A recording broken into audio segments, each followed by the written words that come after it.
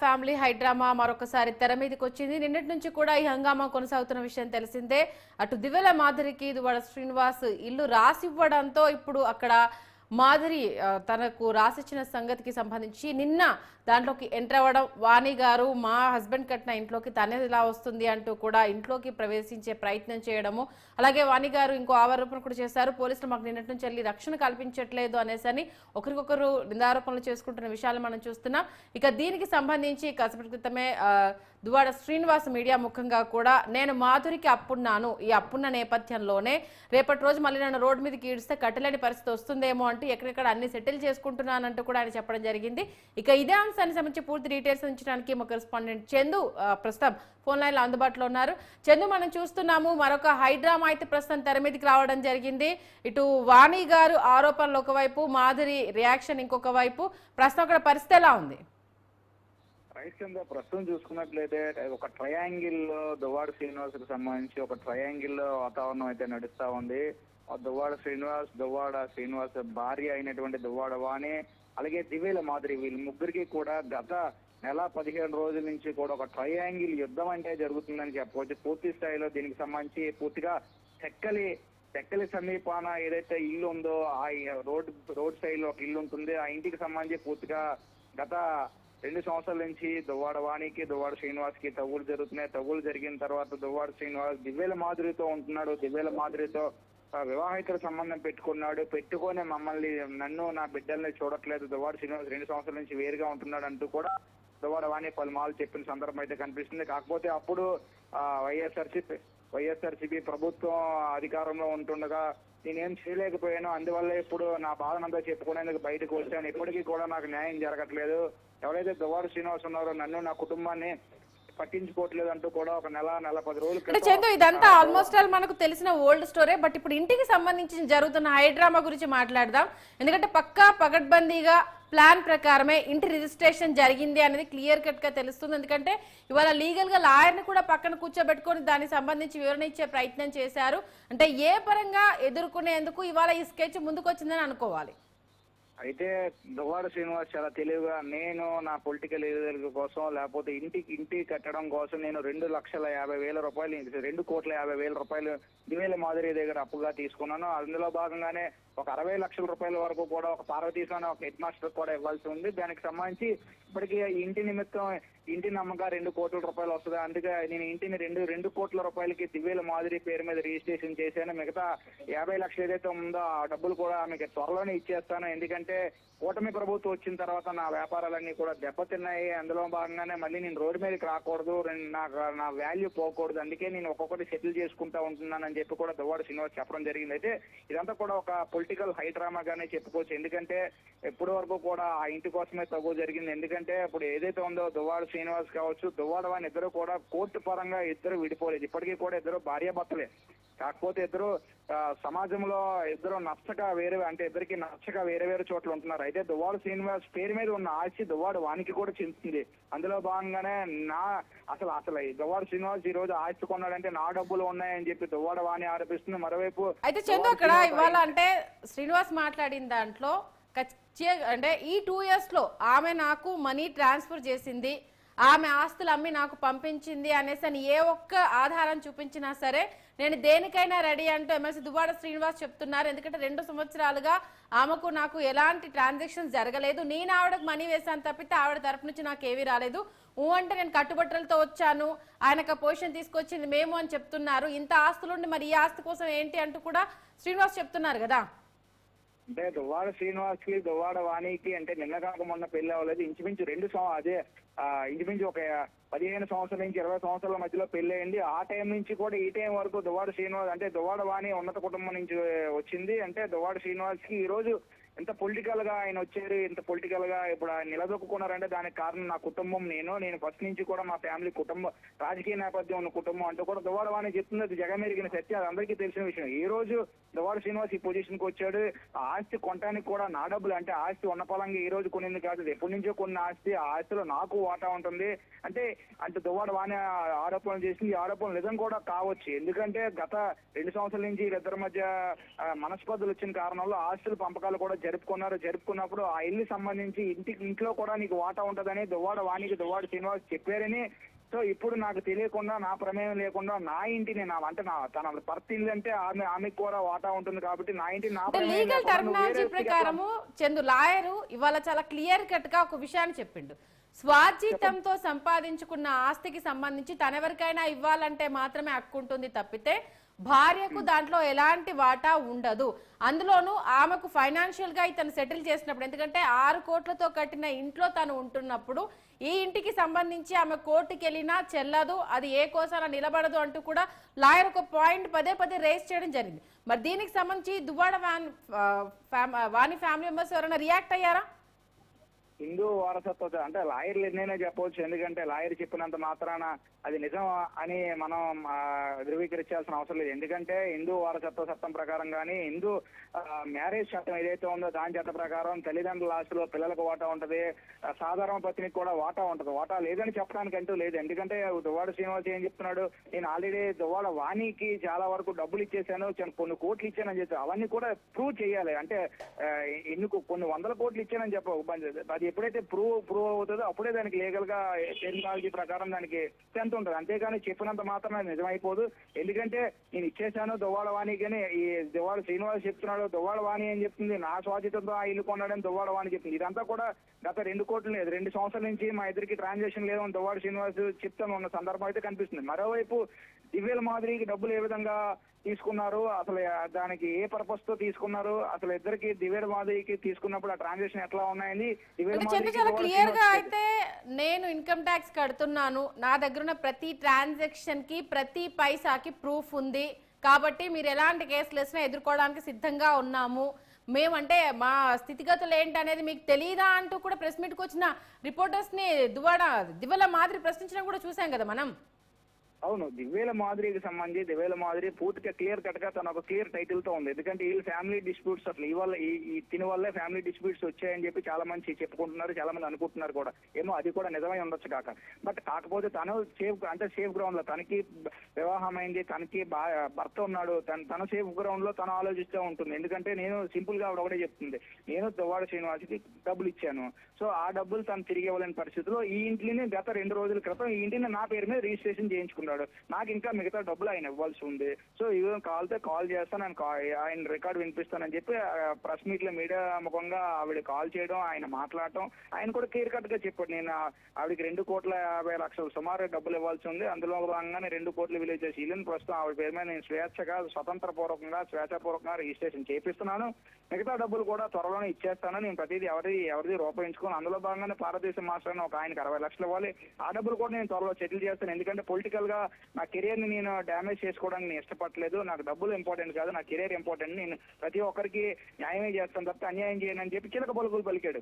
So ఇదంతా కూడా ఒక డ్రామా, అని ప్రజలందరూ కూడా అభిమానిస్తున్నారు. పూర్తి స్థాయిలో దీన్ని మనం కనుక చూసుకున్నట్లయితే దివ్యల మాదిరి సేఫ్ స్టైల్లో ఉంది. ఎందుకంటే తను కూడా ఒక ఉన్నత కుటుంబం నుంచి వచ్చింది కాబట్టి తను మీడియా అంటే తను రప్చర్ అవడానికి ఎవరు కూడా ఇష్టపడరు. అందులో భాగంగా తన వరకు తన మీద వచ్చిన ఆరోపణలన్నీ మీడియా సమక్షంలో పెట్టి నేను ఆయనకి డబ్బులు ఇచ్చాను, పలానా టైంలో నేను డబ్బులు ఇచ్చాను, ఆయన డబ్బులు ఇవ్వడానికి ఆయన దగ్గర వస్తున్న డబ్బు లేని పరిస్థితులు తన అసెట్ నా పేరు మీద ట్రాన్స్ఫర్ చేశారని చెప్పి ఆవిడ సింపుల్ గా చెప్పుకుంది.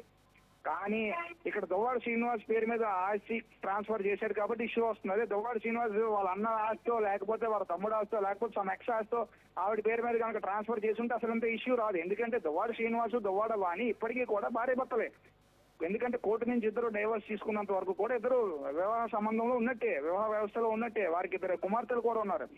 ఎప్పుడైతే నువ్వు కోర్టు పరంగా నువ్వు డైవర్స్ తీసుకొని పిల్లలిద్దరికి కూడా ఇప్పుడు పర్మనెంట్ సమ్ డబ్బులు ఇవ్వాల్సి ఉంటుంది మన హిందూ వివాహ చట్టం ప్రకారం.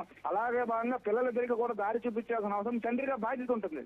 సో ఇవన్నీ నువ్వు చేయకుండా, పిల్లల్ని వదిలేసి ఇవన్నీ నువ్వు చేయకుండా దివ్యల మాదిరికి నువ్వు ఎట్లా సెటిల్ చేస్తావు, అసలు నీ పేరు మీద ఉన్న ఆస్తి నువ్వు ఎట్లా ఆవిడికి రాస్తావు, నీ పేరు మీద ఉన్న ఆస్తి అంటే హిందూ వివాహ చట్టంలో భార్య కూడా సహభాగం ఉంటుంది కదా, దానికి నువ్వు సెటిల్ చేయకుండా నీ పిల్లలు నువ్వు దారి చూపించుకుని నువ్వు ఎట్లా ఇచ్చేస్తావు అని చెప్పి దువ్వాడ వాణి ఆరోపిస్తుంది. సో దీనికి సంబంధించి గత 4 రోజుల ఇంకా నుంచి వాణి కూడా గారు ప్రస్తుతం అక్కడే ఉన్నారా? ఎందుకంటే నిన్న రాత్రి నుంచి కూడా ఆవిడ వర్షంలో నేను గేట్ బయటే ఉన్నాను, నాకు మాధురి దగ్గర నుంచి ప్రాణహాని ఉంది, కనీసం హోమ్ గార్డ్ కూడా ఇక్కడ లేకుండా వెళ్ళిపోయారు, పోలీసులకు ఈవెన్ సిఐ కూడా మేము కంప్లైంట్ చేశాము, ఇప్పటి వరకు ఎవరు యాక్షన్ తీసుకోలేదు, పోలీసులు ఎందుకు మాకు సహాయ నిరాకరణ చేస్తున్నారంటూ కూడా వాణి గారు ప్రశ్నించారు. మరి దీనికి సంబంధించి పోలీస్ డిపార్ట్మెంట్ నుంచి ఆమెకు ఏమన్నా రిప్లై వచ్చిందా అసలు ఇప్పటి వరకు?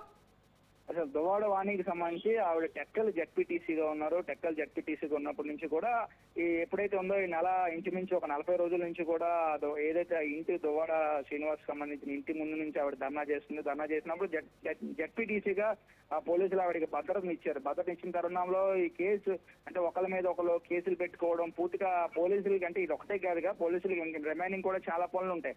సో నెల రోజుల నుంచి కూడా ఇంత భద్రత కల్పించినా కూడా వీళ్ళు సెటిల్ చేసుకోవట్లేదు అని చెప్పి ఈ రోజు పోలీసులు మరి ఎందుకు వెళ్ళిపోయారో, సంఘటనా స్థలం నుంచి వెళ్ళిపోయారు అంటే ఇప్పుడు ఉన్న పలంగా వాళ్ళు అక్కడ ఇంటికి వెళ్ళి తగు చేసినప్పుడు అనుకోని పరిస్థితుల్లో దువ్వాడ వాణికి ఏమైనా జరిగితే దానికి బాధ్యత ఎవరు వహిస్తారు అనేది ఇప్పుడు క్వశ్చన్ మార్క్. ఎందుకంటే దువ్వాడ వాణి ఆవిడ జడ్పీటీసీ ఉన్నారు, ఆవిడకి భద్రత కల్పించాల్సిన అవసరం ఆవశ్యకత పోలీసులకి ఎంతైనా ఉంటుంది. బట్ ఉన్న పలంగా వారు ఎందుకు వెళ్ళిపోయారు ఈ విషయంపై నేను ఉన్నతాధికారులకు ఫిర్యాదు చేస్తాను.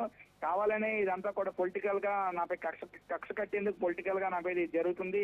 కూటమికి సంబంధించిన నాయకులకు కూడా ఈ విషయాన్ని నేను చెప్తాను. అలాగే పోలీసు ఉన్నతాధికారులు కూడా పోలీసులు ప్రవర్తించే తీరు పట్ల ఎవరైతే ఉన్నారో ప్రస్తుతం ఇప్పుడు ఉన్నటువంటి పోలీసులు ప్రవర్తించిన తీరు పట్ల కూడా నేను కంప్లైంట్ చేస్తానంటూ కూడా దువ్వాడ వాణి చెప్పిన తర్వాత ఇద్దరు కుమార్తెలతో వితౌట్ సెక్యూరిటీ ఇక్కడ ఉండడం కరెక్ట్ కాదని చెప్పి దువ్వాడ వాణి కొద్దిసేపటి క్రితమే తను ఏదైతే ఇప్పటి వరకు ఉంటుందో ఆ ఇంటికి కూడా వెళ్ళిపోయిన పరిస్థితి కూడా కనిపిస్తుంది. ఎందుకంటే ఇద్దరు కుమార్తెలతో ప్రొటెక్షన్ లేని సమయంలో ఎట్లా ఉండగలను, ఎందుకంటే ఏదైనా జరగవచ్చు అని కూడా ఆవిడ మాట్లాడుతూ కన్నీళ్లు పెట్టుకుంటూ కూడా అక్కడి నుంచి వెళ్ళిపోయిన సందర్భం కూడా మనకు కనిపించింది సంధ్య. అలాగే డిఫర్మేషన్ కేసు ఇప్పటికే ఫైల్ చేశామని చెప్పారు. నిన్న జరిగిన ఇన్సిడెంట్ కి సంబంధించి వాణి మీద ఆమె నా పైన అత్యాయత్నం చేయడానికి వచ్చింది, నేను ఇంట్లో ఉండగా దౌర్జన్యంగా నిచ్చెన లేసుకుని నా ఇంట్లోకి వచ్చేందుకు ప్రయత్నం చేశారు, ఈవెన్ ఆ విజువల్స్ కూడా మీ మీడియా ముఖంగానే ప్లే చేశారు, ఇంతకంటే దారుణంగా ఏం జరుగుతుందంటూ కూడా మాధురి చెప్పడం జరుగుతుంది. మరి దీనికి సంబంధించి వాణి గారి రియాక్షన్ ఏంటి? ఎందుకంటే నిన్న నైట్ మాట్లాడిన తర్వాత మళ్ళీ వాణి గారు ఎక్కడా మాట్లాడలేదు, దీనికి సంబంధించి ఎలాంటి స్టేట్మెంట్ ఇవ్వలేదు. మరి వాణి గారిని మనం కదిలించే ప్రయత్నం చేశారా? ఆవిడ అసలు ఏమంటున్నారు ఇప్పుడు? వాణి గారిని అడుగుతుంటే అంటే మన న్యూస్ 360 కూడా వాణి గారిని సంప్రదిస్తే వాణి గారిని అడిగితే ఆవిడ ఏం చెప్తున్నారంటే అంటే ఏదైతే ఉందో ఇప్పుడు నా ఇల్లు అని చెప్పుకుంటున్న ఆ ఇల్లు ఏదైతే ఉందో ఆ ఇల్లు నా భర్తది అంటే నాది, నా ఇంటిలోకి వేరే వ్యక్తి వెళ్తున్నప్పుడు నాకెందుకు రైట్స్ లేవు, నాకు 100% రైట్స్ ఉంటాయి నా ఇంట్లో వెళ్ళడానికి, ఇది ఆమె ఇల్లు కాదు, నిజంగా ఆమె వేరే చోట ఆమె సొంత ఇల్లు ఒక చోట ఉంది, అక్కడికి నేను వెళ్ళి హడావిడి చేస్తే ఏమైనా ఆ ఇంట్లో వెళ్ళేందుకు ప్రయత్నిస్తే నా మీద ఎటువంటి చట్టపరమైన చర్యలు తీసుకోవచ్చు. కానీ ఈ రోజు నా భర్త ఇంటికి నేను వెళ్తే నా తప్పు ఏంటి, అసలు నా ఇంట్లో నన్ను రాకుండా ఆపడానికి మీరెవరు అంటూ కూడా వాణి చెప్తున్న సందర్భం కూడా చూస్తున్నాం మనం. ఎందుకంటే ఒకవైపు దివ్యల మాధురి ఆ ఇంట్లోకి వెళ్ళింది కాబట్టి తన పేరు మీద రిజిస్ట్రేషన్ జరిగింది, నా ఇల్లు నేను నా ఇంటిని ఈ ఇంటిని నేను కొనుక్కున్నాను, ఇది నా ఇల్లు అని దివ్యల మాధురి చెప్తుంది. నా భర్త ఇల్లు నా ఇల్లు, అసలు నా భర్త నా ప్రమేయం లేకుండా ఎట్లా వేరే వాళ్ళకి రిజిస్ట్రేషన్ చేసేస్తారు, ఇది నా ఇల్లు, నా ఇంట్లో ఆమె ఉండటానికి ఆమెకేం రైట్ ఉంది, దివ్యల మాధురి తక్షణ ఇక్కడి నుంచి వెళ్ళిపోవాలంటూ కూడా దువ్వాడ వాణి చెప్తున్న సందర్భం. ఇది ఎట్లా ఉందంటే ముందుకెళ్తే మరోవైపు చూసుకుంటే మనకు అంటే లాలో ఉన్న లూప్ హోల్స్ దేంట్లో ఉండవు అన్న విషయం మనందరికీ తెలిసిందే. ఎందుకంటే అక్కడ ఉన్న అంటే టెక్నికల్ గా జరిగేదానికి గ్రౌండ్ లెవెల్లో జరుగుతున్న దానికి ఒక్కొక్కసారి లింక్ లేకపోయినా సరే కోర్టు నుంచి వచ్చే ఆర్డర్స్ ప్రకారం అయితే ఖచ్చితంగా ఒబే చేసి ముందుకు వెళ్లాల్సిందే. అంటే ఇప్పుడు మాధురి కావచ్చు లేకపోతే దువ్వాడ శ్రీనివాస్ కావచ్చు, ఇంటి విషయంలో పక్కా పగడ్బందీగా లాలో లూప్ హోల్స్ ఉపయోగించుకొని ముందుకెళ్తున్నారనైతే క్లియర్ కట్ గా అర్థమవుతుంది. ఇప్పుడు ఎదుర్కోవాలనుకున్నా సరే ఇటు ఇది 100% క్లియర్. ఎందుకంటే దీనికి ప్రత్యక్ష సాక్ష్యం కోర్టు. ఎందుకంటే ఇప్పుడు గత 4 రోజుల నుంచి కూడా దువ్వాడ వాణి ఆ ఇంటి ముందు ధర్నా చేస్తూ కోర్టులో ఒక పిటిషన్ వేసింది. ఆ పిటిషన్ లో కోర్టు కూడా వాణికి సపోర్ట్ గానే ఆర్డర్ ఇచ్చింది. ఏదైతే తన ఆ ఇంటిలోకి వెళ్ళడానికి వాణికి రైట్స్ ఉందంటూ కూడా ఆర్డర్ ఇచ్చింది. ఆ ఆర్డర్ పట్టుకొని వాణి ఆ ఇంటికి వెళ్తేనే మళ్ళీ వీళ్ళు కొత్త డ్రామాకి తరలిపోయారని చెప్పి కూడా వాణి ఆరోపిస్తుంది. ఏదైతే ఉందో నాకు కోర్టు ఆర్డర్ ఇచ్చింది, నా ఇంట్లోకి వెళ్ళడానికి రైట్ ఉంది, ఆర్డర్ నేను పోలీసులకు కూడా చూపించాను. కాకపోతే ఇప్పుడు వీళ్ళు మళ్ళీ కొత్త డ్రామా ఏం చేశారంటే ఆ ఇంటిని వేరే ఇప్పుడు దివ్యల మాధురి అనే పేరుతో గత 2 రోజుల క్రితమే రిజిస్ట్రేషన్ చేపించేశారు, కావాలనే చేపించారు. నిజంగా ఇలా అప్పు ఉండేటప్పుడు ఇలాగా తన దగ్గర ఇంత డబ్బులు అప్పు తీసుకునేటప్పుడు ఆ ఇల్లు ఎప్పుడో రిజిస్ట్రేషన్ చేయించి ఉండాల్సింది కదా, కేవలం ఈ 2-3 రోజుల్లోనే ఎందుకు రిజిస్ట్రేషన్ చేయించాలి, అంత ఆవశ్యకత ఎందుకు వచ్చింది? కోర్టు నాకు ఫేవర్ గా నాకు లెటర్ వచ్చింది కాబట్టి వీళ్ళు నేను ఎక్కడ ఆ ఇంట్లోకి వెళ్ళిపోతానని ముందస్తుగా వీళ్ళు ఆ ఇంటిని తన పేరు మీద రిజిస్ట్రేషన్ చేయించారు. ఇదంతా కూడా ఒక కపట నాటకం అంటూ కూడా దువ్వాడ వాణి ఆరోపిస్తుంది. ఎందుకంటే మీరు చెప్పినట్టు 100% అంటే తాను రాజే తలుచుకుంటే దెబ్బలో కరువు అనే రీతిలో వాళ్ళు కోర్టు ఇంత ఆర్డర్ ఇచ్చినా కూడా ఎక్కడికక్కడ లూప్ హోల్స్ ఉంటాయి, ఎక్కడికక్కడ ఇవన్నీ ఉంటాయి. దాన్ని ఏ విధంగా ప్రొటెక్ట్ చేసుకోవచ్చు, అదే విధంగా ఏ విధంగా మనం దాన్ని డైవర్ట్ చేయొచ్చు. ఇందులో భాగంగానే కోర్టు ఆర్డర్ ఇచ్చింది కాబట్టి ఈ రోజు రిజిస్ట్రేషన్ చేయించారని అనుకుంటున్నారు ప్రజలందరూ కూడా. ఈ రోజు దువ్వాడ వాణి కూడా అదే ఆర్పిస్తుంది. కాకపోతే ఎంత జరుగుతున్నా కూడా ఈ ఒక ఎండ్ పాయింట్ వస్తేనే అది ఇద్దరికి కూడా ఒక ప్రెసెంట్ ఉన్న సిచ్యువేషన్స్ లో చూస్తే నిన్న మొన్నటి వరకు కాస్త కామ్ గా ఉన్నప్పుడు ఎక్కడో దగ్గర ఎండ్ పాయింట్ పడి ఆస్తుల పంపకాలు అన్ని అయిపోయి ఎవరి దారిన వాళ్ళు ఉంటారు అనేసని సిచ్యువేషన్ అంతా మనకు కనిపించిన నిన్నటి నుంచి చూస్తుంటే మరో హైడ్రామా తెర మీదకి వచ్చిన తర్వాత ఇప్పుడు అప్పట్లో ఇది ఎండ్ పాయింట్ పడేలా అయితే క్లియర్ కట్ కనిపించట్లేదు.